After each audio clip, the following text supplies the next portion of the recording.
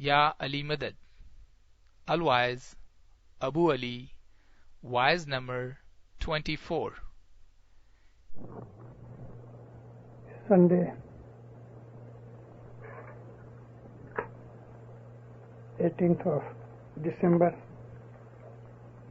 1988, Vice in Chief Jamaat Khana of Houston.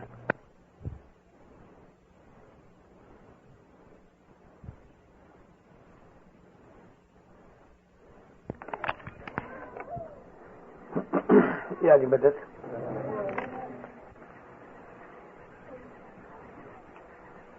دینداروں، آج کی میری وائز بہت دھیان سے سننا.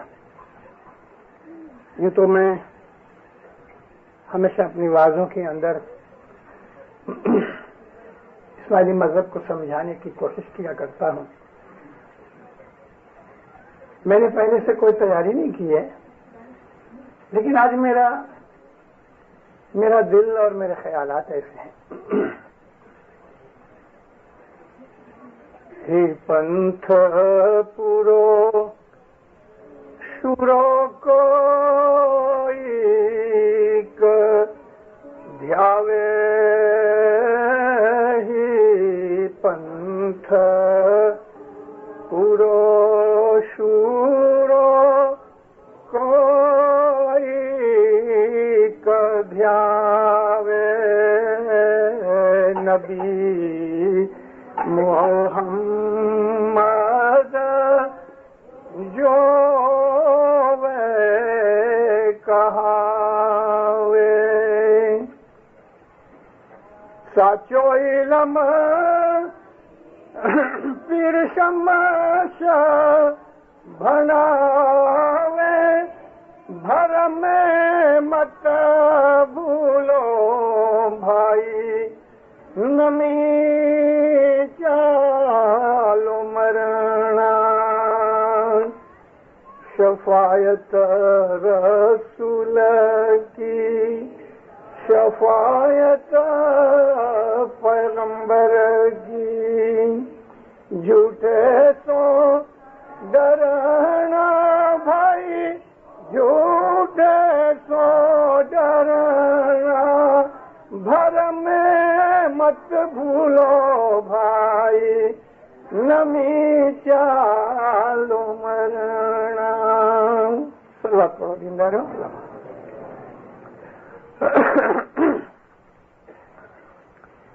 تین چار دن سے بیمار تھا، میرا گلا ایسا بگڑا، معاف کرنا. ہی پنتھ، یہ جو مذہب ہے صراط المستقیم، جو بہادر ہے نا وہ اس کے اوپر عمل کرتے ہیں. شورا کہتے ہیں بہادر کو.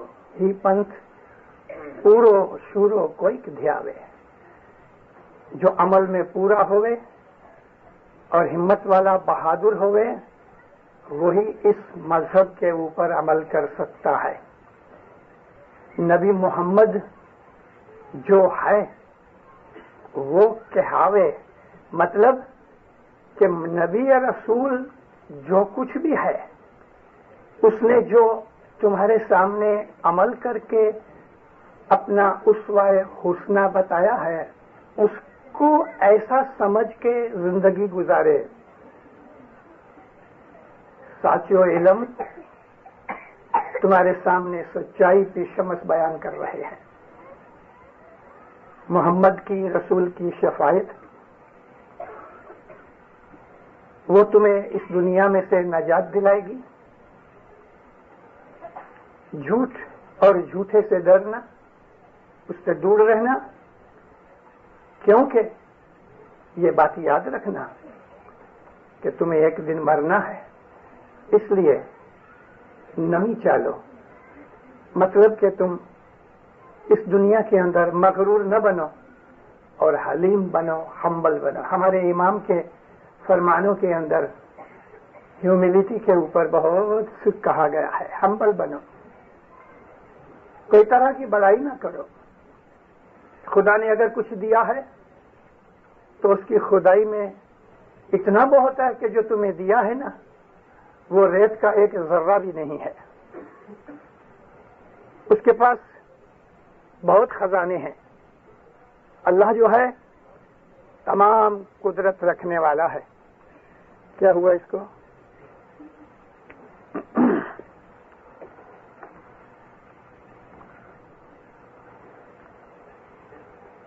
سلوات پڑھو دن دادو.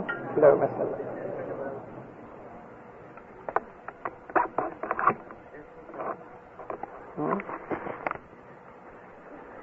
مولا کے پہ اوپر سلوات پڑھو. اللہم صلی اللہ محمد وسلم. تو میں آپ سے عرض کر رہا تھا کہ شمس نے یہ جو گنان فرمایا اس کا ترجمہ یہ تھا. کیونکہ شمس نے ایسا فرمایا کہ یہ مذہب بڑے بہادر ہیں انہی کے لیے ہے، کیونکہ جو کچے ہیں کمزور ہیں یہ مذہب ان کے لیے نہیں ہے. یہ ان کے لیے نہیں ہے جن کے دل ڈاواں ڈول ہیں، جن میں ہمت نہیں. یہ وہ مذہب ہے جو نبی پالتے تھے. 1,24,000 نبیوں کا جو دین تھا یہ وہی دین ہے جو آج اس پروردگار کی رحمت سے ہمیں ملا ہے. یہ وہی دین ہے کہ جو دین قرآن شریف کے اندر سکھایا گیا ہے. یہ وہی دین ہے کہ جو محمد رسول اللہ نے ہمیں سکھایا ہے. یہ وہی دین ہے دینداروں کہ جس پہ فرشتے عمل کرتے ہیں. بھلا اس دین کا ایسنس کیا ہے؟ اس دین کا ایسنس ہے کہ تم نے جس کی بیعت کی ہے، جس کو تم نے اپنا مالک مانا ہے، جس کے سامنے تم نے سر جھکا کے اس کی بیعت کی ہے، اس کا ہر حکم مانا جائے. یہ اسماعیلی مذہب ہے اور اسلام اسی کا نام ہے. اللہ یہ فرماتا ہے کہ اطیعوا اللہ و اطیعوا الرسول ھذا صراط المستقیم. صراط المستقیم کیا ہے؟ اللہ کی تابعداری اور رسول کی تابعداری. اللہ کی تابعداری ہم کو کیسے پتہ لگے؟ تھوڑی ہم کو وہی اتری ہے کہ اللہ تعالیٰ ہم کو یہ فرماوے، وہی تو محمد کے اوپر اتری اور محمد نے ہمیں بھی بتایا کہ اللہ نے یہ کہا. تو سب سے پہلے ہمارا ایمان محمد پر ہے. اگر ہم نے محمد کو نہیں مانا تو اللہ کو بھی نہیں مانا.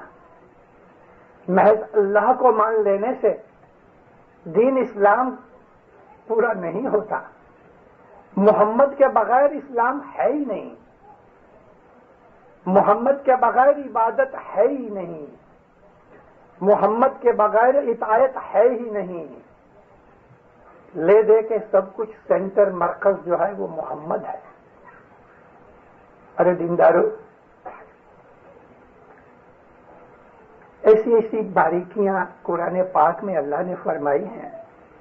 مجھے تعجب یہی ہوتا ہے کہ میرے مسلمان بھائی اور میرے خاص طور پہ اس دینی بھائیوں کی بات کرتا ہوں جو میرے اس طریقے کے اندر ہیں، میجورٹی، واسٹ میجورٹی اگنورنٹ ہے،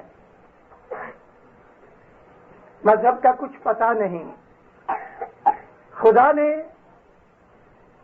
فرمایا کہ میں نے اپنی رحمت اپنے اوپر لازم کر لی ہے. اللہ فرماتا ہے اپنی رحمت میں نے خود پہ لازم کر لی ہے، یعنی ہر حالت میں رحم ہی کروں گا، عدل نہیں کروں گا. عدل ان کے ساتھ کروں گا کہ جنہوں نے محمد کو قبول نہیں کیا، اور رحم ان کے ساتھ کروں گا جنہوں نے محمد کو قبول کیا، کیونکہ یہ اللہ کا دین ہے. تو خدا تعالی رحیم ہے. اب دیکھو اس کو محمد کے ساتھ کتنی محبت ہے. خدا نے اپنی رحمت کو محمد کا لباس پہنایا. خدا نے ایک انسانی جسم تیار کیا، اس کا نام رکھا محمد، مگر وہ محمد صرف محمد نہیں، وہ رحمت للعالمین ہے۔ خدا نے جتنی بھی خلقت پیدا کی ہے، جتنے بھی جہان ہیں دنیا کے اوپر اور باہر اندر، ان تمام جہانوں پر اللہ نے محمد کو اپنی رحمت بنایا۔ انگلش میں کیا کہیں گے کہ خدا تعالیٰ کی جو رحمت ہے وہ پرسونیفائی ہوئی محمد میں۔ محمد سراپا خدا کی رحمت ہے، سر سے پاؤں تک محمد محمد محمد محمد اللہ کی رحمت ہے۔ یعنی خدا تعالیٰ کا ایک ایٹریبیوٹ، خدا تعالیٰ کی ایک صفت جو سب سے پاورفل صفت ہے، وہ انسانی لباس میں ہمارے سامنے آ کے آ گئی۔ انسانی لباس میں محمد کو خدا تعالیٰ نے رحمت للعالمین بنایا۔ اور ٹھہرو، خدا تعالیٰ نے محمد کو اپنے ناموں میں سے دو اور نام دیے، رؤوف الرحیم۔ محمد کے لیے اللہ نے رؤوف الرحیم کے دو اپنے خود کے نام بھی اس کو دیے۔ تو محمد اور اللہ میں فرق نہیں،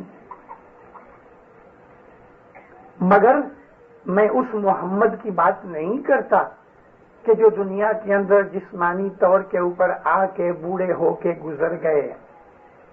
وہ بدن کے بات نہیں ہے، بات اس محمد کی ہے کہ جو نبی ہے، اور نبوت کی وجہ سے اس کو خدا تعالیٰ نے ہمارے لیے رحمت بنا کے بھیجا، تاکہ ہمارے اوپر یہ رحم کیا جائے کہ ہم خدا کی شناخت اور معرفت سمجھ سکیں۔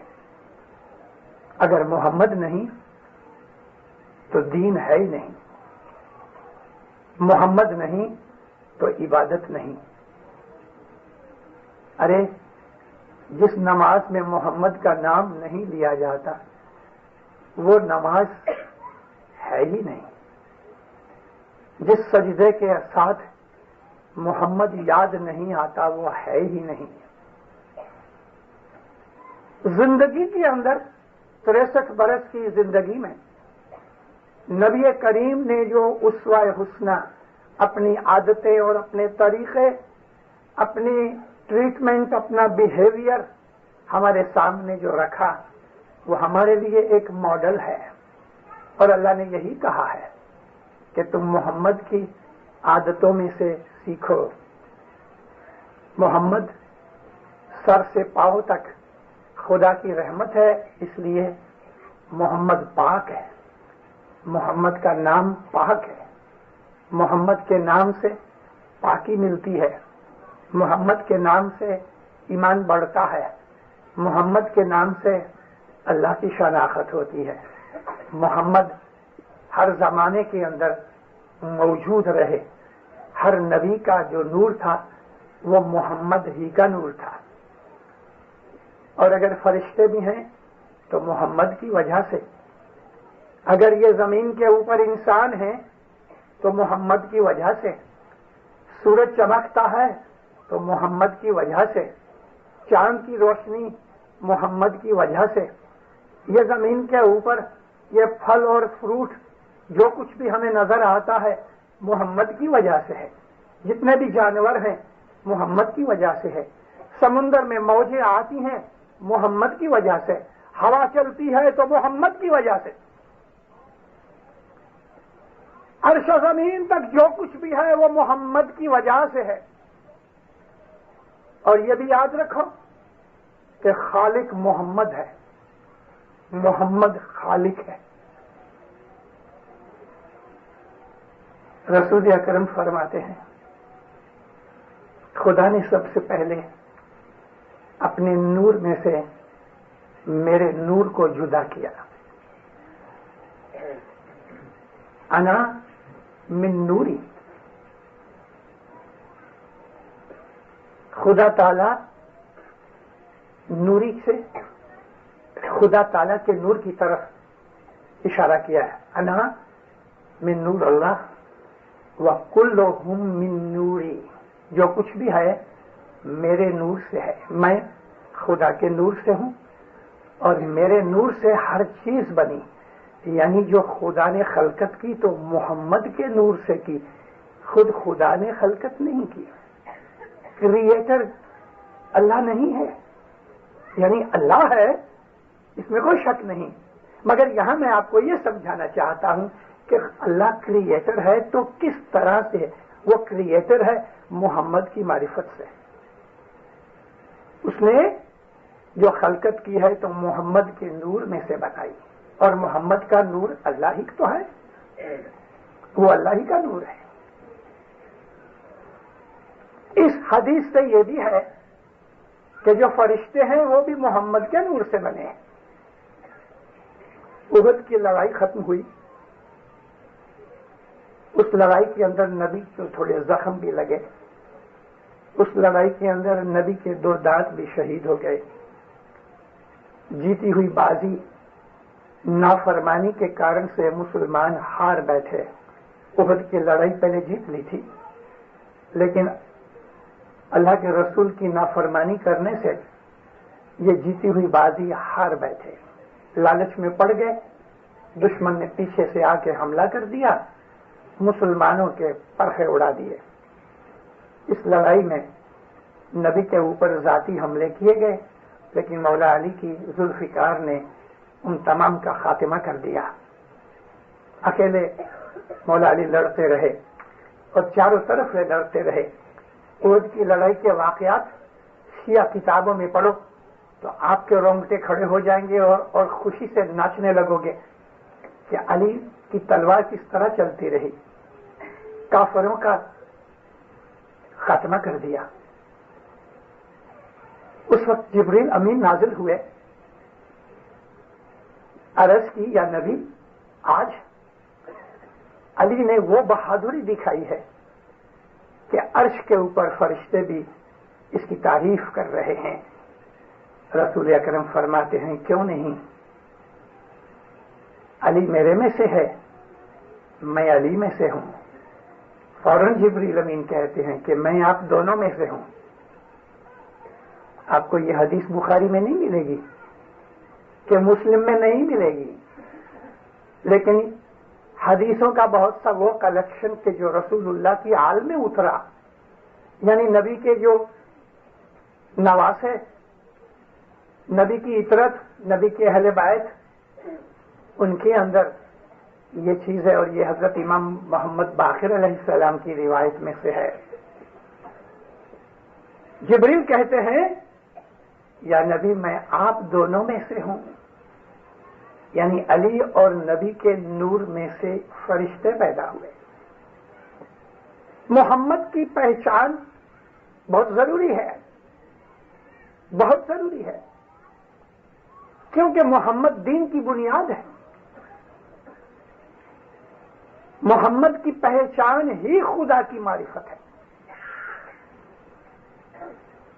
وہ چیزیں کہ جو عام طور پہ محمد کے نام کے ساتھ لگائی جاتی ہیں، ان میں بہت سی چیزیں، بہت سی چیزیں ایسی ہیں کہ جو ہم کو شرم پیدا کریں. محمد نے وہ چیزیں نہیں کہیں کہ جس سے ہمیں شرم آوے، جس سے ہمیں بے وقوفی کی بو آوے. بعض ایسی حدیثیں ہیں کہ جو اس جماعت خانے جیسی پاک جگہ میں بیان بھی نہیں کر سکتا. رسول اکرم کہ جس کے لیے ہم یہ کہتے ہیں کہ رحمت للعالمین ہے، وہ رسول کہ جس کے نور سے خدا نے تمام خلقت پیدا کی، وہ رسول ایسی بات کہے گا کہ جس کے اندر ہمیں بے علمی یا بے وقوفی کا کچھ مذاق نظر آوے؟ استغفر اللہ، وہ کبھی نہیں کہیں گے. نبی کریم کی حدیثوں میں ایک حدیث بیان کی جاتی ہے کہ حضرت ابو ہریرہ نے نبی کو پوچھا یا نبی یہ سورج شام کو کہاں چلے جاتا ہے؟ حضور نے فرمایا کہ خدا کے عرش کے پیچھے جا کے چھپ جاتا ہے اور ساری رات خدا سے دعا مانگتا رہتا ہے کہ میں نکلوں، اجازت مانگتا ہے. خدا اس کی اجازت نہیں دیتا جب تک کہ وقت نہیں ہوتا، اور صبح کے قریب سورج کو خدا اجازت دیتا ہے اچھا ابھی نکلو. تو صبح کے وقت شیطان کے 2 سینگوں کے اندر سے سورج نکلتا ہے. کہنے والا کون؟ ابو ہریرہ، سب سے بڑا جھوٹا، جس کے لیے قذاب کا نام لیا گیا.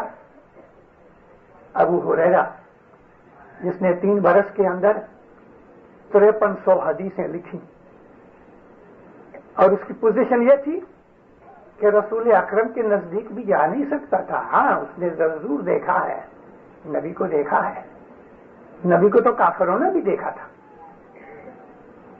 لیکن اسی ابو ہریرہ کے اوپر اتنا بہت تمہار باندھا جاتا ہے کہ بات چھوڑ دو، میں توبہ کر کے مولا کے دربار کے اندر کہ میری بے ادبی نہ مانی جائے یا مولا مجھے معاف کر دینا، میں آپ کو ابو ہریرہ کی ایک اور حدیث بیان کر ہی دوں تاکہ آپ لوگوں کو علم کا پتہ لگ جائے. آپ کے ہاتھوں میں وہ کتابیں نہیں آتی کہ جو کتابیں آنی چاہیے، جن کو پڑھنا چاہیے.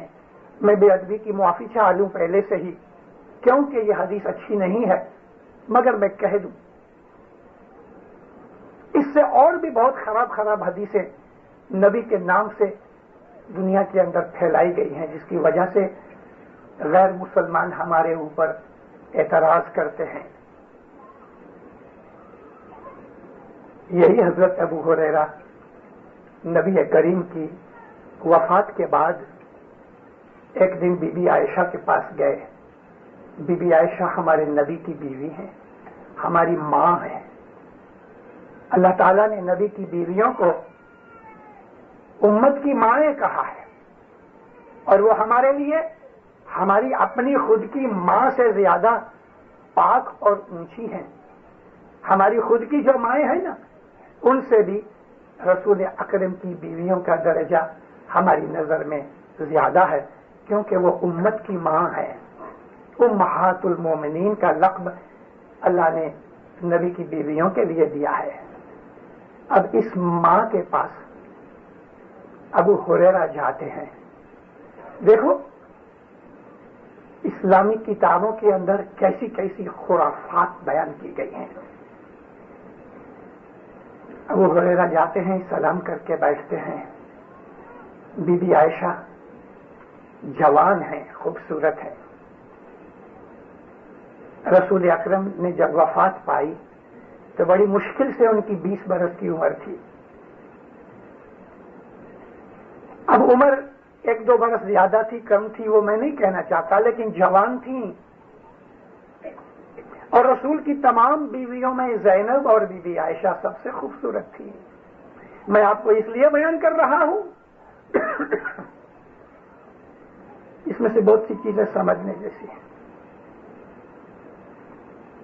حضرت ابو ہریرہ کہتے ہیں ماں یا ام المومنین، مومنوں کی ماں، میں آپ کے پاس ایک مسئلے کے لیے آیا ہوں جو مجھے پریشان کر رہا ہے. بی بی عائشہ فرماتی ہیں کیا مسئلہ ہے ابو ہریرہ؟ عرض کی کہ یا ام المومنین، میں غسل جنابت کے مسئلے کو پوچھنے آیا ہوں. میں اس کا خلاصہ نہیں کرتا، جو سمجھتے ہیں وہ کیا ہے وہ جانتے ہیں. غسل جنابت کے مسئلے کے وہ پوچھنے آیا ہوں. کبھی بھی عائشہ نے فوراً ایک پردہ کھینچا روم کے اندر اور دوسری طرف پانی منگوا کے اس پاک بی بی نے غسل کیا. دیکھو بخاری جیسے عالم نے بھی اور مسلم جیسے ابو مسلم جیسے عالم نے بھی اس حدیث کو بیان کیا ہے. ہمارا اسماعیلی طریقہ جو ہے وہ دوسروں سے کیوں جدا ہے، اس کی بنیادی چیزیں آپ کو بیان کر رہا ہوں. کیونکہ آپ میں بہت سے لوگ ہیں جو ہندوستان پاکستان سے آئے ہیں اور آپ کے دماغوں کے اوپر شریعت اس طرح سے چڑھی ہوئی ہے کہ جس طرح کسی سر کے اوپر ٹوپی پڑی ہوتی ہے. اپنے مذہب کو سمجھنے کی کوشش کرو کہ یہ طریقہ پاک اور پاکیزہ طریقہ دوسروں کو نصیب نہیں. بی بی عائشہ نے ایک غیر مرد کی حاضری میں غسل جنابت کیا. استغفر اللہ. میں اپنی ماں کے لیے بھی یہ سوچ نہیں سکتا. ماں تو ٹھیک، میں کسی بھی عورت کے متعلق یہ خیال نہیں کر سکتا. بخاری کو ذرا بھی خیال نہ آیا ایک روم کے اندر ایک پرایا مرد ابو ہریرہ اور ادھر بی بی عائشہ رسول اکرم کی گھر والی، بیچ میں صرف ایک پردہ ہے، اور یہاں غسل کیا جائے تو غسل کیا جائے تو پھر یہ غسل کیسا ہوا؟ پردے کی ضرورت کیا تھی؟ پردے کی ضرورت پوچھنے یہ آیا کہ غسل جنابت کس طرح کیا جائے. اب بی بی عائشہ اس کو نہا کے بتا رہی ہیں تو پھر پردے کی ضرورت کیا؟ اور اگر پردہ ہے تو ابو ہریرہ کو پتا کیسے لگا کہ بی بی عائشہ کس طرح نہائیں؟ کیسی گندی باتیں ہیں یہ. میں نے پہلے سے توبہ مانگ لی ہے مولا کے حضور میں، لیکن دن داروں میں نے آپ کے سامنے اس لیے یہ باتیں کی، آپ کو معلوم ہونا چاہیے کہ ایسے بہت سے لوگ ہیں ہماری جماعت کے اندر کہ جو شریعت پکار رہے ہیں، جو مسلمانوں کے ساتھ ملنا چاہتے ہیں. ہم سچے مسلمان ہیں الحمدللہ. وہ اسلام، وہ دین کہ جو نبی محمد صلی اللہ علیہ وسلم رحمت العالمین لے کے آئے، وہ دین آپ کو جماعت خانے میں ملے گا، مسجد میں نہیں. البتہ مسجد میں خدا کی عبادت ہوتی ہے. مسجد اللہ کا گھر ہے، پاک ہے. مسجد میں جو نماز پڑھی جاتی ہے وہ اللہ کی عبادت ہے. میں اس بات کے لیے کرٹیسائز نہیں کرتا. میں خود مسجد میں جایا کرتا ہوں، نماز پڑھتا ہوں، لیکن میں نے آپ کو کہا کہ جو دین آپ کو یہاں ملے گا وہ مسجد میں نہیں. کیوں نہیں؟ مسجد میں تو نماز پڑھی جاتی ہے، کبھی کبھی خطبہ ہوتا ہے، بس، اور تو کچھ نہیں ہوتا. یہ علم کی جو باتیں میں آپ کو بیان کر رہا ہوں مسجد میں نہیں ہوتی، جماعت خانوں میں ہوتی ہیں. مسجد میں علی کی اور امام کی شناخت نہیں دی جاتی جو جماعت خانے میں دی جاتی ہے، جو دین اسلام کا ایک بیسک پرنسپل ہے. مسجد اللہ کا گھر ہے، پاک جگہ ہے، اور مسجد میں جا کے عبادت ہونی چاہیے. مگر میں آپ کو یہ بیان کر رہا ہوں کہ ہمارے پاس اور ہمارے وہ بھائی کہ جو ہمیں یہ تانا مینا دیتے ہیں کہ تم اسماعیلی مسلمان نہیں ہو، میں آپ کو تفاوت بیان کرنا رہا ہوں کہ حقیقت کیا ہے. یہ چیز کہ ابو ہریرہ بی بی عائشہ کے پاس جا کے غسل جنابت کے لیے پوچھے، ہم تو خیال بھی نہیں کر سکتے. یہ تعلیم کہ سورج شیطان کے دو سینگوں میں سے نکلتا ہے. آج کل کے بچے یونیورسٹی میں اور اسکولوں میں پڑھتے ہیں، فزکس پڑھتے ہیں، وہ تو سن کے ہنسیں گے. وہ شیطان کے کون سے سینگوں میں سے سورج نکلتا ہے؟ سورج تو 24 گھنٹے گھوم رہا ہے، وہ کہیں بھی چھپ کے بیٹھا نہیں. نبی کو بوجھو، نبی کو جانو، اور نبی کی سچائی کہاں سے ملے گی؟ نبی کے گھر والوں سے ملے گی، نبی کے گھر والوں میں سے. اور نبی کے گھر والے کون ہیں؟ علی ہیں، حسن ہیں، حسین ہیں، زین العابدین ہیں، محمد باقر ہیں، شاہ کریم صلوات اللہ علیہ ہیں، جن کے پاس نبی کی وراثت ہے. ان کے پاس سے نبی کی باتیں ملتی ہیں، ان میں سے پتہ لگتا ہے. رسول نے تو اور بہت کچھ کہا ہے. آج جو کچھ بھی بازاروں کی کتابوں کے اندر رسول اللہ کے نام کی حدیثیں ملتی ہیں، ان حدیثوں میں ایسی ایسی باتیں ہیں کہ جماعت خانہ تو ٹھیک ہے، کبھی 5 آدمی محفل میں بیٹھے ہوں، صرف مرد ہوں نا، تو بھی میں یہ ایسی حدیثیں ان کو بھی بیان نہ کروں، میں پڑھ کے لال پیلا ہو گیا، مجھے پسینہ آ گیا کہ یہ باتیں حدیثوں میں ہیں، ان کے اوپر دھاڑ و مدار بنایا گیا ہے۔ اس لیے پیر شمس نے کہا کہ یہ جو پنتھ ہے اس کو پوری طرح کوئی بہادر ہی پالتا ہے، اس میں قربانیاں ہیں، اس کے اندر سیکریفائس ہے، دین کے اوپر عمل کرنا آسان نہیں۔ یہ دین نہیں ہے کہ صرف ہم اللہ اللہ پکارتے رہیں، محمد کا کلمہ بھی پڑھ لیا اور دنیا کے گناہ بھی کرتے رہے۔ دین تو انسان کو بدل دیتا ہے۔ الحمدللہ دین اسلام کے اندر، مسلمانوں کے اندر، شیعوں اور غیر شیعوں میں، یعنی غیر شیعہ تو بہت زیادہ ہیں، کثرت ہے ان کی، عالم، فاضل، عابد، پرہیزگار، نیک آدمی بہت ہیں۔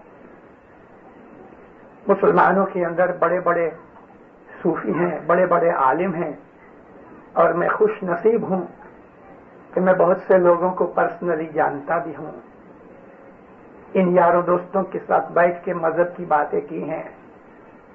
سنیوں کے اندر بھی بڑے بڑے عالم، بڑے بڑے عابد ہیں، مگر میں میجورٹی کی بات کر رہا ہوں کہ جنہوں نے مذہب کو سمجھا نہیں۔ نبی کریم نے ہم کو اللہ کے فرمان سے وہ سب کچھ سنایا کہ جو ہم نے سیکھا، مگر یہ یاد رکھو کہ اسماعیلی مذہب کو جاننے کے لیے، اس طریقت کو سمجھنے کے لیے کہ جو رسول اکرم نے ہمیں سکھائی، ہمیں اس زمانے کی تھوڑی ہسٹری ضرور جاننی چاہیے۔ نبی کے زمانے کے اندر ہی، حیاتی میں ہی، مسلمانوں کے جو دل تھے ایک دوسرے سے جدا تھے۔ میں وہ ہسٹری آج بیان نہیں کر سکتا، لیکن آپ کے پاس ایسی بہت سی کتابیں ہیں کہ جن میں سے آپ کو وہ چیزیں مل سکتی ہیں۔ خاص طور پہ شیعوں کی لکھی ہوئی کتابیں ڈھونڈو، شیعوں کی لکھی ہوئی کتابیں ڈھونڈو۔ ہمارے اور ان دوسرے شیعوں کے اندر ایک تفاوت ہے کہ وہ غائب امام کو مانتے ہیں، امام کی غیبت کو اور امام کی حاضری کو مانتے ہیں، باقی اور کوئی فرق نہیں۔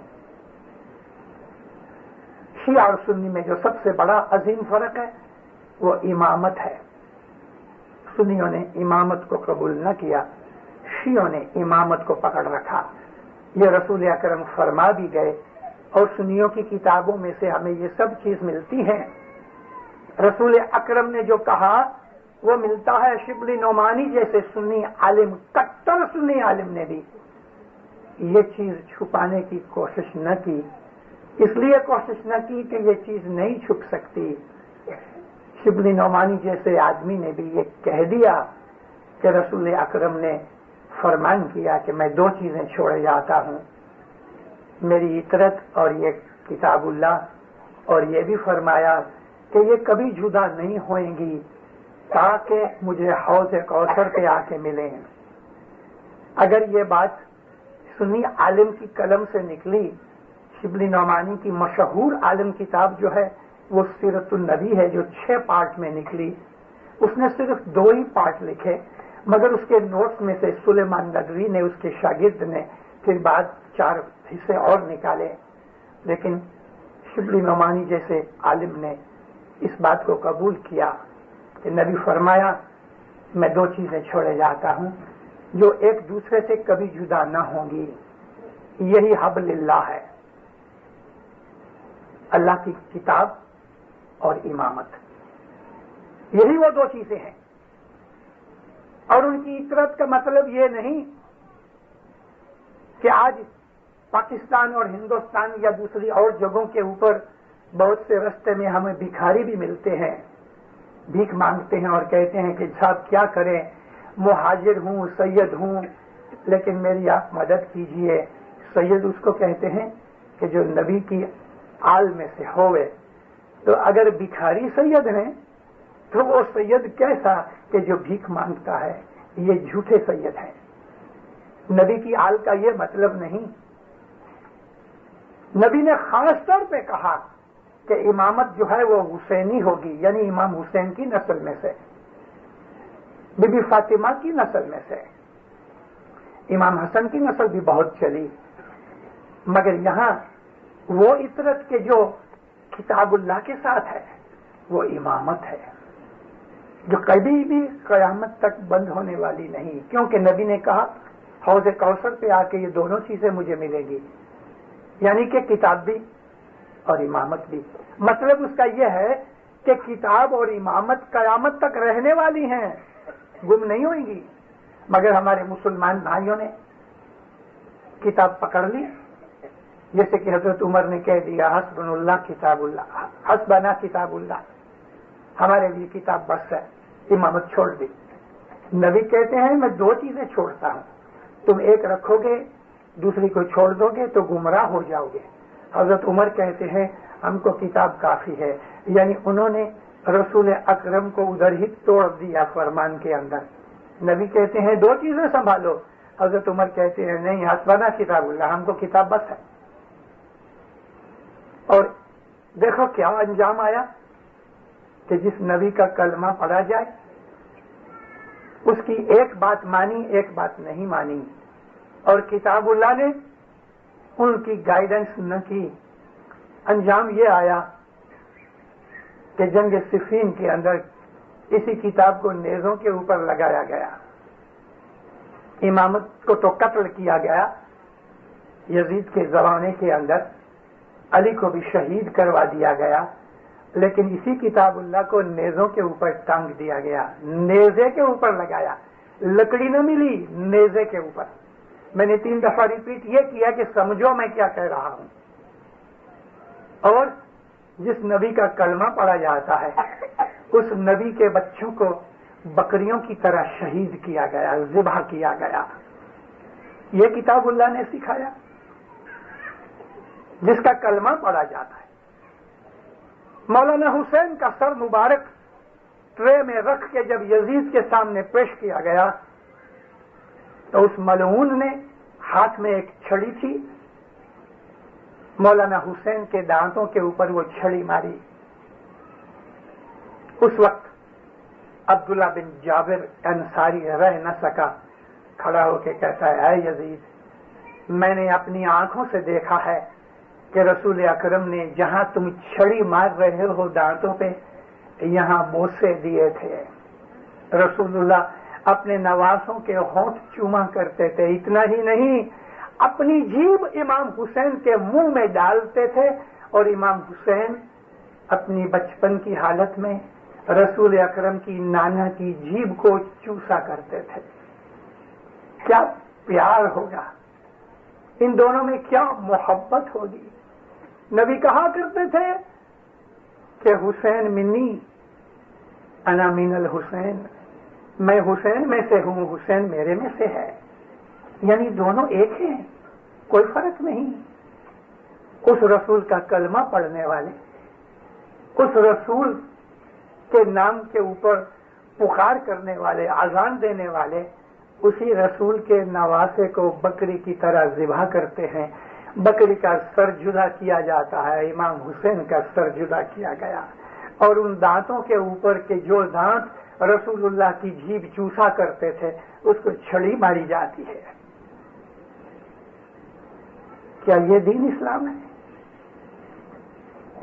इस इस्लाम के पीछे भागते हैं कोई। और फिर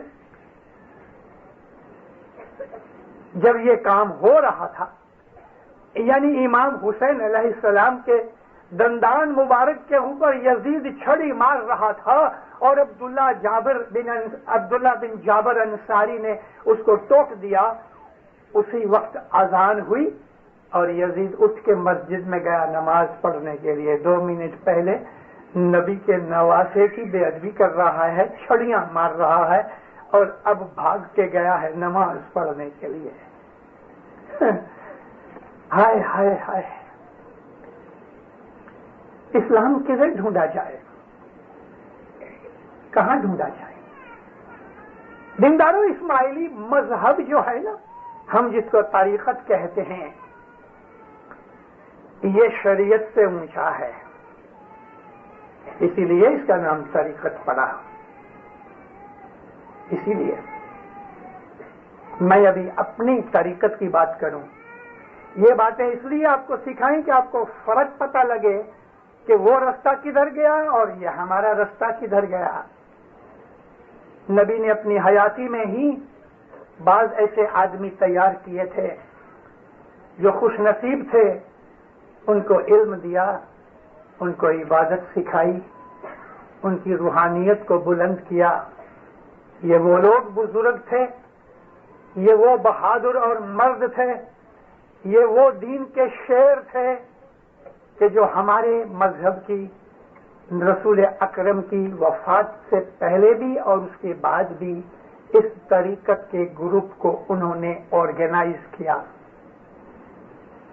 جیسے کہ سلیمان فارسی, جیسے کہ حضرت ابو ذر غفاری, جیسے کہ حضرت عمار بن یاسر.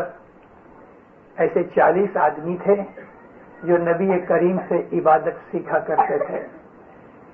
یہ 40 آدمی وہ تھے کہ جو نبی کریم کی ایک ایک بات کے اوپر عمل کرتے تھے. یہ وہ لوگ تھے اور ان کے بعد انہوں کے سکھائے ہوئے لوگ کہ جو حضرت علی کے دامن پکڑ کے بیٹھے رہے اور اس امام زمان کی خدمت کرتے رہے. امرتسر کے اندر میں نے کل تھوڑا یہ ذکر کیا تھا, آج واپس اس لیے ریپیٹ کروں کہ آپ میں سے بہت سے گئے کل میری آواز میں نہیں تھے. ایک سنی مولوی نے علی کی شان کے اندر 650 پیج کی ایک کتاب لکھی کہ جس میں اس نے تمام حدیثیں اکٹھی کی کہ جو نبی نے علی کے لیے فرمائی تھی. 650 صفحے کی کتاب میں علی کی شان کی حدیثیں بیان کی. رسول اکرم فرما گئے غدیر خون کے درمیان اور آپ کی وفات کے درمیان جو واقعات بنے, ان واقعات کو بہت سمجھنا چاہیے. یعنی رسول اکرم نے جب آخری حج کے بعد غدیر خون کے اوپر رسول اکرم نے اپنے اللہ کے فرمان سے علی کی شناخت بتائی اور امامت کی شناخت ان کو دکھائی, اور نبی کریم نے اپنی دستار مبارک, پگڑی مبارک علی کے سر پہ رکھ کے اس کو بادشاہی امامت لوگوں کے سامنے ظاہر کر دی. علی کو نبی نے امام نہیں بنایا, نبی نے علی کی امامت ظاہر کی. نبی جو ہے وہ نبی ہیں اور علی ہیں وہ امام ہیں. یہ نبوت اور امامت کا سلسلہ ہمارے اسماعیلی طریقے کی بنیاد ہے. اللہ جو ہے وہ باپ کی طرح بھی ہے, ماں کی طرح بھی پیار کرنے والا ہے. ان دونوں چیزوں کو خدا تعالیٰ نے امامت اور نبوت میں رکھ دیا. اگرچہ نبوت ختم ہو گئی, محمد کے بعد قیامت تک کوئی نبی نہیں ہوگا انشاءاللہ. یہ اللہ کا حکم ہے, وہ آخری نبی تھے اور ہم اس بات کو مانتے اور قبول کرتے ہیں. لیکن ہدایت جو ہے وہ جاری ہے, اور وہ ہدایت جاری ہے, شاہ پیر سے جاری ہے. تو یہ جو مذہب ہے نا اسماعیلی مذہب, اس کے اندر سختیاں بھی بہت ہیں. ابو ذر غفاری نے ابو بکر کے دربار میں جا کے اس کو بہت کچھ کہا کہ دیکھ یہ حق جو ہے یہ علی کا ہے. حضرت ابو بکر بہت بگڑے, مگر حضرت ابو بکر نرم طبیعت تھے, انہوں نے تو سختی نہیں کی. حضرت عمر کے دربار میں بھی جا کے ابو ذر غفاری ہمیشہ حق بیان کیا کرتے تھے اور ان کے اوپر ناراضگی ہوا کرتی تھی.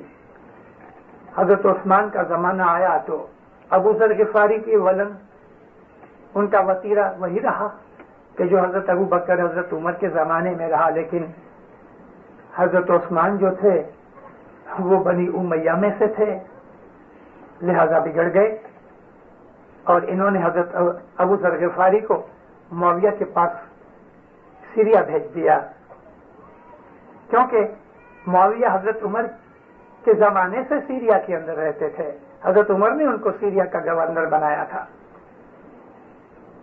اور بھیجا کس طرح؟ اونٹ کے اوپر، کہ جس اونٹ کے اوپر کوئی بھی پجاوا یا زین نہیں ڈالی گئی تھی، اور وہ جو اونٹ تھا وہ کارگو اونٹ تھا، یعنی مال بردار اونٹ تھا، مسافری کا اونٹ نہیں تھا۔ اور کیا ہوا کہ آپ کے دونوں زانوں کا گوشت گرتا رہا، زانوں کی ہڈی ننگی ہاں ہو گئی دونوں سائڈ میں، اور اس ظلم کے ساتھ ابو ذر کو مارا گیا یا مروا دیا گیا۔ رسول اکرم کے بڑے پیارے، بہت ہی پیارے صحابی تھے۔ عمار بن یاسر کو 90 برس کی عمر کے اندر بھی جب وہ اپنے مولا کے نام کے اوپر لڑنے کے لیے گیا، عمار بن یاسر 90 برس کے ہو گئے، لیکن علی کے ساتھ صفین کی لڑائی میں لڑنے کے لیے گئے۔ مولا نے کہا بھی عمار ابھی تم بوڑھے ہو گئے ہو، کہتے یا علی مجھے اس حدیث کو پورا کرنا ہے کہ جو رسول اللہ نے فرمائی تھی کہ وہ گروہ کہ جو ناحق پر ہوگا، ظلم پر ہوگا، ان کے ہاتھوں سے عمار بن یاسر کی موت ہوگی، اور عمار بن یاسر جنگ صفین میں معاویہ کے لشکر کے ہاتھوں مارے گئے۔ تو وہ حدیث پوری ہو گئی کہ وہ اے عمار تم کو وہ گروہ قتل کرے گا کہ جو ناحق پر ہوگا، اور معاویہ کا لشکر ناحق پر تھا۔ آپ یہ چیزیں پڑھو تاکہ آپ کو دین کا پتہ لگے کہ کس طرح سے ہمارے وڈواؤں نے، ہمارے بزرگوں نے اس دین کے لیے جانیں دیں، اپنی اولادیں قربان کی۔ رسول اکرم کے زمانے سے لے کے ہر زمانے کے امام کی امامت کے درمیان اسماعیلیوں نے اس دھنی کے لیے، اس مالک اور ہمارے معشوق کے لیے، کیونکہ ہم جتنا پیار مولا کو کرتے ہیں اتنا پیار ہم کسی کو نہیں کرتے، اسی لیے میرے منہ سے لفظ نکل گئے کہ یہ نورانی معشوق ہمارا، اس کے لیے جو قربانیاں کی گئی ہیں وہ ہسٹری کے اندر بیان ہے۔ ہم اپنے مولا کو جتنا چاہتے ہیں اتنا ہی، بلکہ اس سے بھی زیادہ علی کو وہ لوگ رسول اللہ کے زمانے میں چاہتے تھے، علی اور نبی دونوں کو چاہتے تھے، کیونکہ نبی نے ہی ان کی محبت سکھائی گئی۔ نبی نے ہی یہ کہا تھا کہ علی کے پیچھے چلو، یہی حق ہے۔ علی علی علی علی رہا، علی امام ہے، اور نبی کریم نے ہم کو اس کی شناخت بتائی۔ میجورٹی نے علی کو قبول نہ کیا، کیونکہ علی کا جو گھر ہے وہ سمپل سادہ گھر ہے۔ علی جو کی روٹی کھاتے ہیں، ان کے پاس دنیاوی مال و دولت ہونے پر بھی سادہ زندگی گزارتے ہیں۔ علی نے اپنے بھائی کو عبداللہ ابن العباس، ان کا سگا بھائی نہیں تھا، چچیرا بھائی تھا، حضرت عباس کا لڑکا تھا۔ عبداللہ بن عباس بہت عالم شخص تھے، لیکن اس نے زکوٰۃ کا مال کھایا اور علی نے اس کو بلا بھیجا۔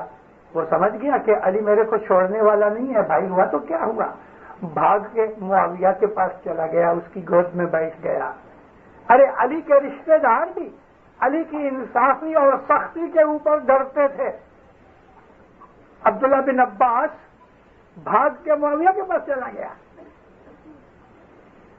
حضرت عقیل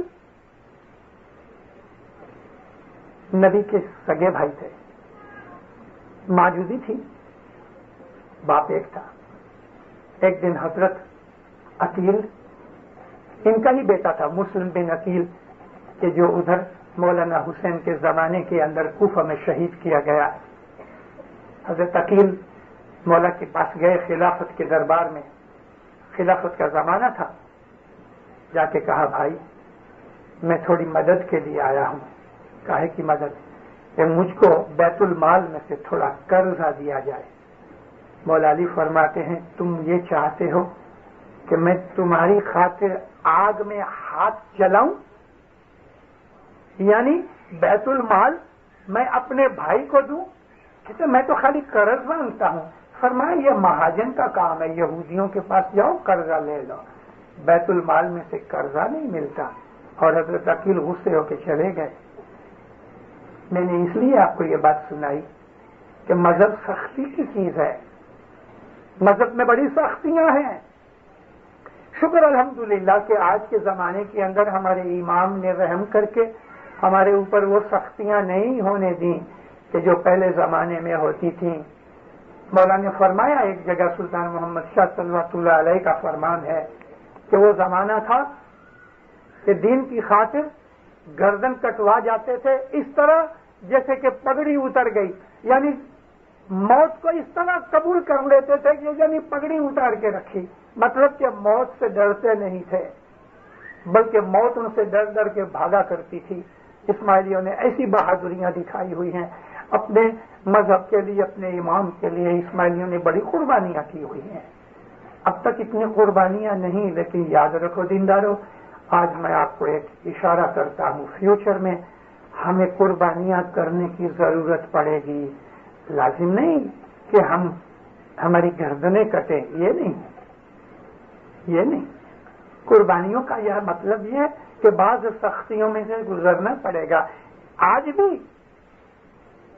بھی گھروں کی ٹی وی ہے، سنیچروار کی موج شوق ہے، سنیما وغیرہ ہے، یار دوست ہیں، پارٹی بازی ہے، اور ہم ادھر چلے جاتے ہیں اور جماعت خانے نہیں آتے، مگر جو جماعت خانے آتے ہیں حقیقتاً وہ قربانی کرتے ہیں، وہ دنیا کی عیش و موج کو چھوڑ کے جماعت خانے آ کے اپنے محبوب کے سامنے سر جھکا کے اپنے گناہوں کی معافی چاہتے اور عبادت کرتے ہیں۔ یہ وہ سورے پورے ہیں، یہ وہ مرد اور بہادر ہیں کہ جنہوں نے دنیا کی درکار نہ کی اور دین بجانے کے لیے چلے آئے۔ اسی طرح سے ہماری صبح کی عبادت جو ہے دینداروں، وہ تو بہت بڑی بہادری کا کام ہے۔ سر دینا شاید اتنا مشکل نہیں جتنا مشکل صبح کی عبادت ہے۔ بہت تھوڑے لوگ ہیں کہ جو صبح کی عبادت ریگولر کرتے ہیں، بہت تھوڑے لوگ، ہماری جماعت کے 5% بھی لوگ نہیں ایسے کہ جو ریگولر عبادت کرنے والے ہیں۔ کیوں؟ عبادت ہارڈ ڈسپلن ہے، اور وہ عبادت بھی 4 اور 5 کے درمیان۔ آپ کو رات کو 2 بجے سونا ہے، صبح عبادت کہاں ہو سکتی ہے؟ کرنے والے کرتے ہیں، بہادری چاہیے، مردانگی چاہیے، مگر یہاں یہ ہمت، یہ دبدبا اپنے من کا، یہ ول پاور اسی کو ملتی ہے کہ جو عابد ہوتے ہیں، عابد بہادر ہوتے ہیں، نیک آدمی بہادر ہوتے ہیں، سچے لوگ بہادر ہوتے ہیں، ان کو کوئی چیز ڈرا نہیں سکتی، نہ بے عزتی سے ڈرتے ہیں نہ موت سے ڈرتے ہیں، ان کو کوئی لالچ نہیں رہتا، نہ عورت کی محبت ان کو ہٹا سکتی ہے، نہ ان کو اولاد کی محبت ہٹا سکتی ہے، نہ مال کی محبت ہٹا سکتی ہے۔ وہ بہادر ہیں کہ جو عبادت کرتے ہیں۔ ہمارا مذہب ان کے ساتھ ہے۔ اسماعیلی مذہب جو ہے ہر زمانے کے اندر رہا، اسماعیلی مذہب ہر زمانے میں رہے گا، اور اسماعیلی مذہب کے اندر جو بنیادی اصول ہیں وہ بنیاد کبھی ہلنے والی نہیں، لیکن جس طرح ایک مکان ہے اس کی بنیادیں بڑی مضبوط ہیں اور اس کے اوپر 2 4 5 منزل کے مکان بنے ہوئے ہیں۔ اب کسی منزل کے اوپر ہمیں ضرورت پڑی کہ بھئی ایک روم بڑا کرنا ہے تو بعض دیواریں ہم توڑ کے اس روم کو بڑا کر دیتے ہیں، بعض روم ایسا بڑا ہوتا ہے تو اس کے اندر دیوار کھینچ کے اس کو ہم چھوٹا بنا دیتے ہیں، 2 بنا دیتے ہیں۔ تو یہ جو اوپر کے منزلوں کے اندر ہم تھوڑا فرق پھیر کر دیتے ہیں، اس سے بنیاد کا کوئی تعلق نہیں، بنیاد تو اپنی جگہ مضبوط ہے۔ میں نے آپ کو یہ مثال اس لیے دی ہے کہ زمانے کے حساب سے ہمارے اماموں نے بہت سے ایسے فرمان بھی کیے ہیں کہ جو زمانے کے حساب سے بدلے گئے۔ پہلے اماموں کے زمانے میں اور تھا، ہر زمانے کے امام کے اندر فرمانوں میں کچھ تبدیلیاں زمانے کے حساب سے ہوتی ہیں، اور آج بھی کبھی حضرت امام کو ضرورت پڑی تو امام حکم کرے تو بعض چینجز بھی ہو سکتے ہیں، لیکن بنیاد نہیں، بنیاد اٹل ہے، بنیاد میں فرق کبھی نہیں آئے گا۔ امام نے کھلے طور پہ اس دفعہ 2 مہینے پہلے اکتوبر مہینے کی 5 تاریخ کو جب حضرت امام دارالسلام تشریف لائے تو 6 تاریخ کو پہلے ہی دن دربار کے اندر آ کے جو امام نے فرمان کیا، وہ فرمان سن کے میرا دل تو بہت بڑا ہو گیا، خوشی سے سمایا نہ گیا۔ امام نے ریپیٹ کر کے کہا کہ میرا جو بنیادی اصولات ہیں میرے مذہب کے، میرے طریقے کے، وہ کبھی بدلنے والے نہیں، میں بالکل کمپرومائز نہیں کروں گا۔ ہاں، امام کو لگے کہ بعض زمانے کے حساب سے اور ملک کے حساب سے کبھی کوئی چھوٹی موٹی چیز طریقے کے اندر، روایتوں کے اندر کوئی چینج کرنی پڑ جائے تو وہ میں ہی کروں گا، اور کسی کی طاقت نہیں، مکھی کمڑیا کے پریزیڈنٹ کے کاؤنسل کے اور کوئی کی بھی باڈی کی طاقت نہیں کہ مذہب کے اندر کوئی ہیر پھیر کر سکے۔ مولا فرماتا ہے وہ صرف میری اتھارٹی ہے، میرا پریروگیٹو ہے، مگر بنیاد تو کبھی چینج نہیں ہونے والی۔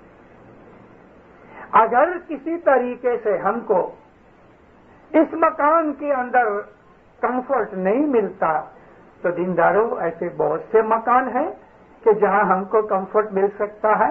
اس مکان کو قید نہیں بنایا گیا، اسماعیلی مذہب کوئی پریزن نہیں ہے، اسماعیلی مذہب کوئی قید خانہ نہیں ہے کہ اس میں سے کوئی باہر نہ نکل سکے۔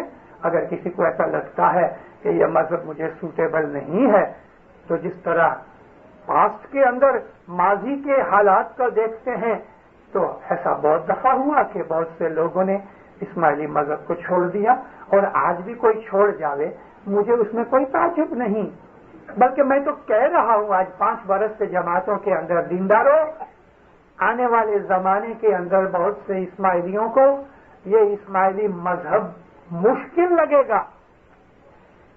آج میں 5 برس سے بول رہا ہوں، اور یہ سب چیزیں ٹیپ ریکارڈر میں آ گئی ہیں اور اس کی کیسٹس بھی ملتی ہیں۔ میں 5 برس سے کہہ رہا ہوں کہ بھوش میں، فیوچر میں اسماعیلی مذہب میں سے بہت سے لوگ نکل جائیں گے، اس لیے کہ ان کا منہ چھوٹا اور اسماعیلی لقمہ بڑا ہے، وہ چبا نہیں سکیں گے، اس کے لیے ان کو یہ لقمہ چھوڑ دینا پڑے گا۔ کوئی نئی چیز نہیں، علی کا ساتھ دینے والوں نے ساتھ چھوڑ دیا، جنگ صفین کے اندر علی کو ہی ماننے والے، بیعت کرنے والے علی کے دشمن ہو گئے، سامنے لڑنے لگ گئے۔ خارجی کون تھے؟ علی کی بیعت کرنے والے تھے۔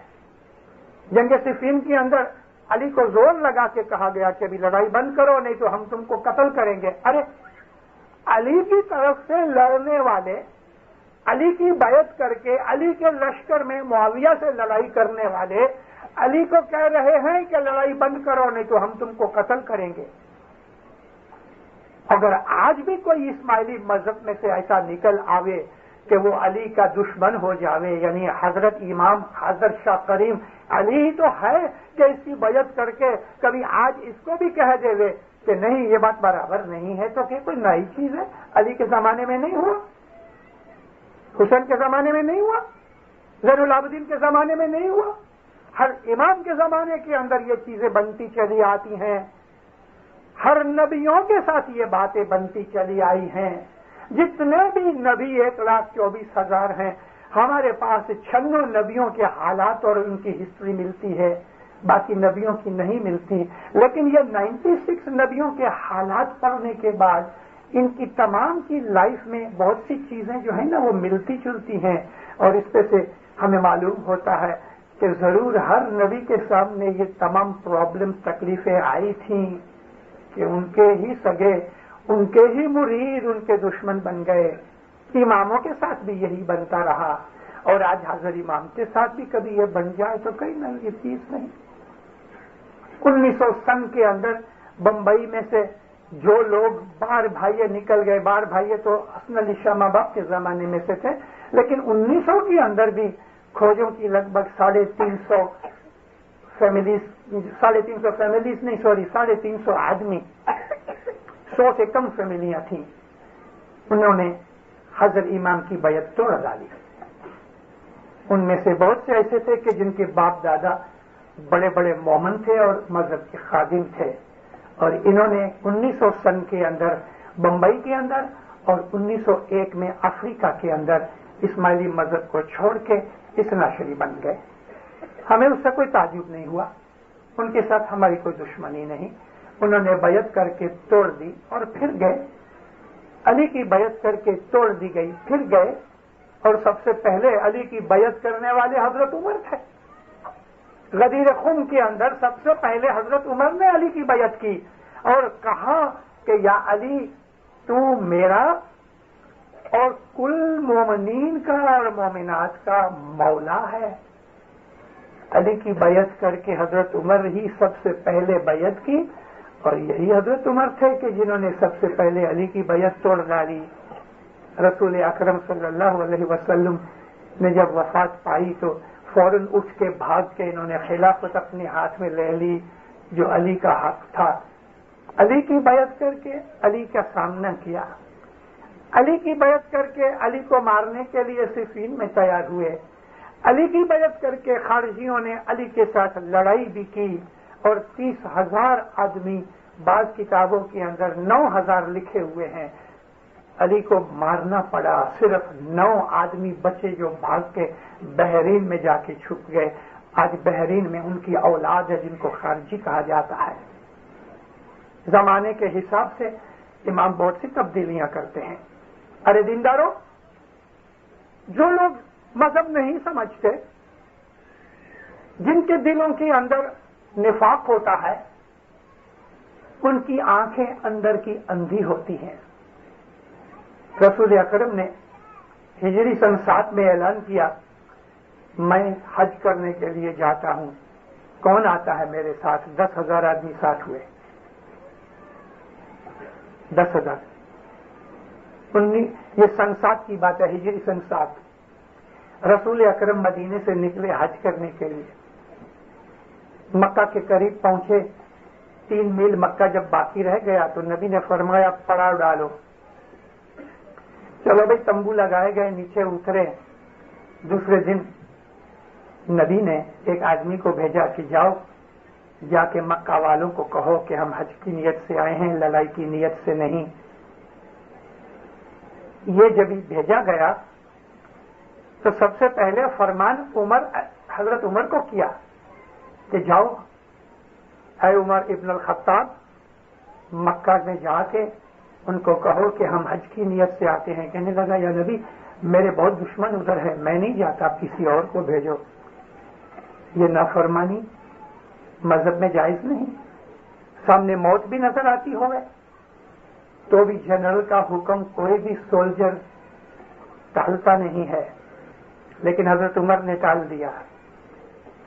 दूसरों को भी कहा गया, आखिर एक आदमी को भेजा गया और उन्होंने इसको कहा कि देखो, हम जानते हैं कि तुम लोग हथियार के बगैर आए हो, हज की नियत से आए हो, लेकिन इस दफा वापस चले जाओ, दूसरे बरस आना। मुआहदा हुआ जिसको अहदनामा रिजवान कहा गया, और इसी रिजवान दरख्त के नीचे नबी ने इनकी बैत भी ली, जिसको बैतुर रिजवान भी कहते हैं, और नबी हज किए बगैर वापस आ गए। नबी जो अगम निगम की खबर जानता है, जो कुछ कहता ही नहीं सिवा खुदा के हुक्म से, नबी हमको पहले कहता है चलो हज के लिए, और हज किए बगैर वापस आ गए। मेजॉरिटी मुसलमानों का ईमान डावाडोल हो गया कि ये इस नबी को पता नहीं था कि हज नहीं होएगा। अगर ये रूहानी आदमी है तो इसने तो फिर हमारे लिए दगा फरेब कर दिया। कईयों ने बहुत सी बातें की। الفاروق نام کی ایک کتاب ہے شبلی نعمانی کی لکھی ہوئی، حضرت عمر کی لائف کے اوپر اس نے اس کی 2 والیومز لکھی ہیں. الفاروق شبلی نعمانی کٹر سنی ہے. اس نے رپورٹ کی ہے کہ خود حضرت عمر نے یہ کہا کہ میرے کو نبی کی نبوت کے اوپر شک پیدا ہو گیا کہ جب نبی حج کیے بغیر واپس لوٹ آئے. اگر حضرت عمر کو نبی کی نبوت پہ شک ہو جائے تو آج ایسے بہت سے لوگ ہیں کہ جن کو آج کی اس دنیا کی موہ ممتا مایا گناہ کی لائف کے اندر امامت کے اوپر کوئی شک آ جائے تو کوئی نئی چیز ہے. ایسا تو ہوتا رہتا ہے، ایسا تو دیندارا ہوتا رہتا ہے.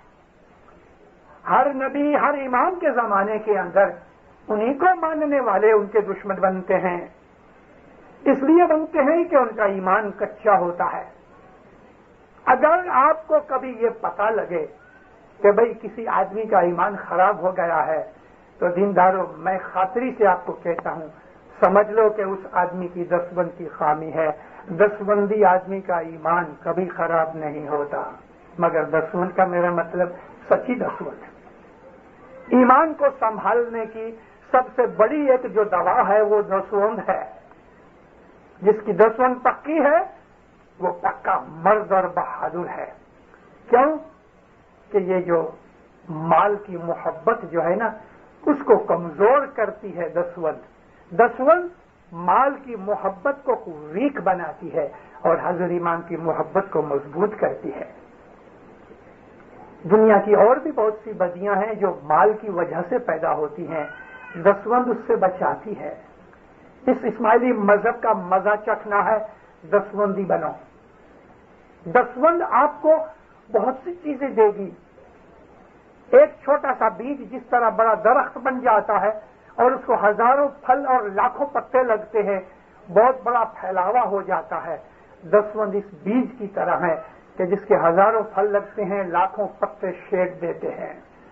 ایمان کی مضبوطی کے لیے one of the best things جو ہے وہ دستبند ہے. اپنی دستبند برابر رکھو. ایمان کی محبت ملے گی، سمجھداری ملے گی، حقیقت ملے گی، دین دل مضبوط ہو جائے گا.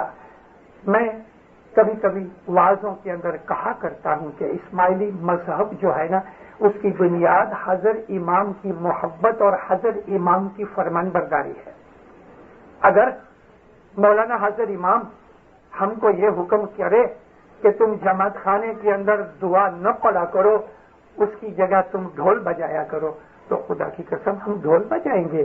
ہماری عبادت ڈھول بجانا ہوگی. اسی لیے میں کہا کرتا ہوں واعظوں میں جماعتوں کو کہ ہم طریقت میں ہیں، شریعت میں نہیں. شریعت اندھی ہے، شریعت محبت کو نہیں سمجھتی، شریعت حقیقت تک نہیں لے جاتی. یہ طریقت ہے. شریعت کے اندر یہ بالکل اجازت نہیں ہے کہ تم نماز چھوڑ دو. لیکن اگر امام کہے کہ نماز نہ پڑھو، دعا نہ پڑھو، تم نیاز نہ پیو، ڈھول بجاؤ اور ناچا کرو، خدا کی قسم ہم ایسا ہی کریں گے. کیونکہ ہمارا مذہب جو ہے نا وہ طریقت کا ہے. طریقت کے اندر جو مرشد کہے وہ سچا، کتاب میں جو لکھا ہے وہ نہیں، مرشد کے مخ مبارک میں سے جو نکلے وہ چیز سچی ہے، وہی چیز سچی ہے. اس لیے امام زمانے کے حساب سے کبھی ایک فرمان کرتا ہے، 10-20 برس کے بعد وہ فرمان بدل بھی دیتا ہے. مولانا حضرت امام جب تخت نشین ہوئے تو اس وقت افریقہ کے اندر پولیٹیکل موومنٹ بڑی زور شور سے چل رہی تھی، اور 1960 کے اندر یہ موومنٹ اتنی پاورفل ہوئی کہ برٹش گورنمنٹ کو نمنا پڑا، اور 1961 کے اندر سب سے پہلے ٹنگانیکا فری ہوا، اس کے بعد یوگانڈا فری ہوا، اس کے بعد کینیا فری ہوا. جب یہ 3 کنٹری میں ایک آپ کو ایگزامپل دے رہا ہوں، جب یہ افریقہ کی یہ 3 کنٹریز فری ہوئی تو امام نے ٹنگانیکا کے اندر، یوگانڈا کے اندر اور کینیا کے اندر وقت کے حساب سے جدے جدے فرمان کیے. یعنی دوسرے وقت کے اوپر مولا فرمایا کہ تم ٹانگانیکا کے سٹیزن بن جاؤ، یوگنڈا کے سٹیزن بن جاؤ، کینیا کے سٹیزن بن جاؤ. جماعت سٹیزن بن گئی. سٹیزن بننے سے سب سے بڑا فائدہ یہ ہوا کہ ٹریڈ کرنے کا لائسنس ملتا تھا. اگر سٹیزن نہیں ہو تو اس کو ٹریڈنگ لائسنس نہیں ملے. دوسرا فائدہ یہ ہوا کہ بچوں کی تعلیم مفت ہو گئی، اور اگر تم سٹیزن نہیں ہو تو تم فورینر مانے گئے ہو، اس حساب سے تم اپنی فی دو بچوں کی. اور اس قسم کے اور بہت سی چیزیں جو سٹیزن بننے سے ملی، جماعت خوش ہو گئی. 61 کے اندر فریڈم ملی، 62 میں جماعت میں ٹانگانیکا کی خالی بات کر دوں جو کہ یوگنڈا اور کینیا میں بھی ایسا ہی بنا ہے. تو دار السلام کی ٹانگانیکا کی ساری جماعت نے جہاں تک بن سکا، میجورٹی نے 100% شاید نہیں، انہوں نے سٹیزن شپ لے لی تنزانیہ کی، ٹانگانیکا کی. اور 70 کی سال میں 71 کی سال جب ہی مکان ملکت وغیرہ نیشنلائز کر دی گئی تو یہ نیشنلائزیشن سٹیزنز کی ہوئی، نان سٹیزنز کی نہیں. تو میجورٹی اسماعیلیوں کی ملکت گورنمنٹ نے نیشنلائز کر رہا ہے. بہت سے لوگ جن کے ایمان کمزور تھے وہ ڈچو پچو ہو گئے، ہل گئے. زندگی بھر کی کمائی کر کے انہوں نے ایک مکان بنایا، گورنمنٹ لے گئی. اس میں ایک اسماعیلی نے جوش میں آ گیا، بے وقوفی میں، پاگل پن میں حضرت امام کی فوٹو کھینچ کے اس نے باہر پھینک دی. مولانا حضرت امام نے مجھے پرسنلی جب میں ملاقات کے لیے گیا اور حضرت امام نے فرمایا میرے روحانی بچوں نے میری بات کو اچھی طرح نہ سمجھا، اسماعیلی مذہب کے بنیادی اصول نہ سمجھنے کی وجہ سے ایسا بھی ہوا کہ انہوں نے میری فوٹو بھی اٹھا کے پھینک دی. کیوں؟ مذہب نہ سمجھنے کی وجہ سے. حضرت امام کسی وقت ہم کو یہ کہے، جیسا کہ میں نے آپ کو کہا کہ دعا نہ پڑھو ڈھول بجاؤ، تو دینداروں اپنے دل کے اندر ذرا بھی شک پیدا نہ کرنا، ڈھول بجانا. حافظ شیرازی جیسا ایک عالم بزرگ جس کو 1000 برس ہو گئے ہیں، امام سلطان محمد شاہ کو بہت یاد کرتے تھے. حافظ شیرازی لکھتا ہے کہ اگر تیرا مرشد یہ کہے کہ شراب میں اپنے مصلے کو بھگو کے اس پہ بیٹھ کے نماز پڑھ تو ذرا بھی شک نہ کرنا، ذرا بھی انکار نہ کرنا، کیونکہ جو تیرا مرشد جانتا ہے تو نہیں جانتا. شراب حرام ہے، مگر وہ کہتا ہے کہ اگر تیرا مرشد شراب میں بھگوئے ہوئے مصلے پہ بیٹھ کے نماز پڑھنے کو کہے تو کرو. یہی پرنسپل اسماعیلی مذہب کا ہے. یہی انس بن مالک جو سنیوں کے ایک بہت بڑے مشہور رپورٹر ہیں، انس بن مالک سے بہت سی حدیثیں رپورٹ کی گئی ہیں بخاری اور مسلم کے اندر. اور یہ انس بن مالک وہی تھا کہ جس نے علی کی بیعت بھی کی تھی اور بعد میں اس نے انکار کر دیا تھا. اور انس بن مالک کو جب مولا علی نے مسجد کے اندر بھری سبھا میں پوچھا کہ اے انس تو بھی تو غدیر کے اندر تھا نا، تو کہنے لگا مجھ کو یاد نہیں. فرمایا اے انس اگر سچ بولتے ہو تو ٹھیک ہے، مگر جھوٹ بولو گے تو اندھے ہو جاؤ گے. اور وہ دوسرے برس اندھا ہو گیا کیونکہ اس نے جھوٹ بولا. انس بن مالک 10 برس رسول اللہ کی خدمت میں رہا. آج ہم یہ 5 سال 12 سال اور دوسری بہت سی منڈلیاں بنا رکھی ہیں. ہم نے تو منڈلیاں بنائی ہیں، مل کے بیٹھ کے عبادت کریں، تسبیحاں نکالیں، شکر گزاری کریں، لیکن تھیم تو یہ ہے کہ ہم اپنے امام کی مالک کی خدمت کریں. 5 برس کریں، 2 برس کریں، 1 برس کریں، 6 مہینے کریں، مگر ہم مفت یعنی امام کے پاس سے کچھ بھی اس کا عوض لیے بغیر ہم جو خدمت کرتے ہیں، ہم اپنی محبت اور وفاداری کا ثبوت دیتے ہیں. یہ مکھی کمڑیا پریسیڈنٹ عملداری اور یہ والنٹیئرز اور یہ بھائیاں کام کرنے والے جتنے بھی سیوک ہیں، دینداروں آپ لوگ امام کی محبت ظاہر کرتے ہو امام کے گھر کی خدمت کر کے. ہمارا مذہب تو یہ ہے امام کی ہم مفت خدمت کرتے ہیں. اتنا ہی نہیں، ارے ضرورت پڑتی تو ہم کھیسے میں سے خرچ بھی کرتے ہیں. وہ اور بات ہے کہ امام زمان کو ایسے لوگوں کی بھی ضرورت ہے کہ جو 24 گھنٹے امام کی خدمت کریں، لہذا وہ دوسرا کام نہیں کر سکتے تو امام ان کو تنخواہیں دیتے ہیں بخشش کے طور پہ، وہ بھی خدمت کرتے ہیں، کیونکہ وہ مولا سے جو ان کو تنخواہ ملتی ہے وہ ان کے کام کا عوض نہیں، ان کی مینٹیننس کے لیے مولا دیتے ہیں، مگر اس کا کام مولا خدمت میں لیتا ہے۔ انس بن مالک نے 10 برس رسول اللہ کی خدمت کی، تو ایک دن انس بن مالک بازو کی کوٹھڑی میں نماز پڑھ رہے تھے، رسول پاک کو کچھ کام کی درپیش ہوئی تو آپ نے آواز دی انس، مگر وہ نماز پڑھتا تھا، سنی اس نے آواز مگر نماز میں آیا نہیں۔ دوبارہ حضور نے آواز لگائی انس، نبی کو معلوم ہے یہ اندر ہے اور ادھر سے ہی رستہ جانے والا اور کوئی رستہ بھی نہیں۔ دوسری دفعہ آواز لگائی پھر بھی انس آیا نہیں۔ تیسری دفعہ رسول اکرم نے زور کے کہا یا ابن مالک، اے مالک کے بیٹے، تو بھی انس نہیں آیا۔ نبی کو بڑی حیرانی ہوئی، حضور اٹھے، اٹھ کے جب جھانکا تو وہ اس وقت سلام کے بعد دعا مانگ رہا تھا۔ تو حضور کہتے ہیں انس میں تم کو بلاتا ہوں، آتے کیوں نہیں؟ کہتے یا نبی میں نماز پڑھتا تھا۔ فرمایا کس نے کہا تیرے کو نماز پڑھنے کے لیے؟ فرمایا عرض کی کہ آپ نے فرمایا، تو میں نے تمہیں کہا کہ نماز پڑھا کرو۔ جی ہاں، تو میں تم کو بلاتا ہوں تو تم کیوں نہیں آتے؟ یعنی میں کہتا ہوں نماز پڑھو تو نماز پڑھتے ہو اور میں بلاتا ہوں تو تم آتے نہیں، تو کیا یا نبی میں نماز توڑ کے آؤں؟ فرمایا ہاں، میرا حکم ماننا ہی عبادت ہے۔ یہ ہمارا اسماعیلی مذہب کا تھیم ہے، یہ ہماری فاؤنڈیشن ہے، ہماری عبادت، ہمارا ایمان، ہماری محبت، ہمارا عمل جو کچھ بھی ہے حضرت امام کی فرمان برداری میں ہے۔ جس نے یہ بات نہیں سمجھی اس نے اسماعیلی طریقہ نہیں سمجھا۔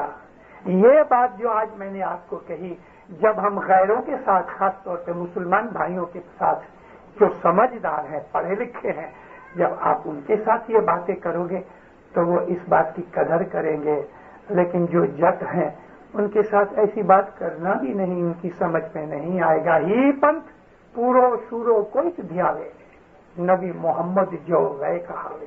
نبی محمد کو دیکھو، وہ جو تھا نا اس طرح سے وہ آدمی کہاوے، یعنی اس نبی کریم کے اسوہ حسنہ میں سے وہ عمل کرے، سچو علم کی شمس بناوے، تم کو سچائی کی شمس دے رہے ہیں کہ رسول اکرم نے جو تمہیں رستہ بتایا ہے، وہ جو امامت کی شناخت نبی نے دی ہے اس کے اوپر قائم رہو۔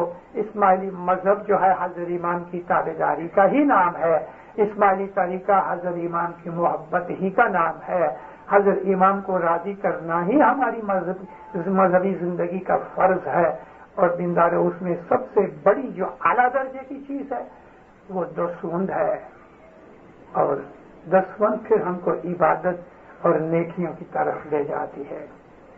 سکھی آباد رہو۔ مولا آپ کے دشمنوں کو دفع دور کرے، آپ کی بلاؤں کو دفع دور کرے، آپ کی مشکلوں کو آسان کرے، آپ کی نیک مرادیں قبول کرے، آپ کی دعاؤں میں اثر پیدا کرے، آپ کی جان مال میں برکت دے دے، اولاد میں برکت دے دے، روزی کمانی تندرستی میں برکت دے دے، آپ کا ایمان پہاڑ کی طرح مضبوط کر دے دے۔ مولانا حضرت امام دین و دنیا کے اندر ہمیشہ آپ کی مدد کرتا رہے، آپ کو نور سے گائیڈ کرتا رہے، آپ اس گائیڈنس کے اوپر فرمان برداری کے ساتھ عمل کرتے رہو۔ دین و دنیا کی تمام مشکلیں مصیبتیں آپ سے دور رکھے، دین و دنیا کی تمام خوشیاں برکتیں نوازشیں آپ کو دے، ظاہر باطن دیدار نصیب کرے۔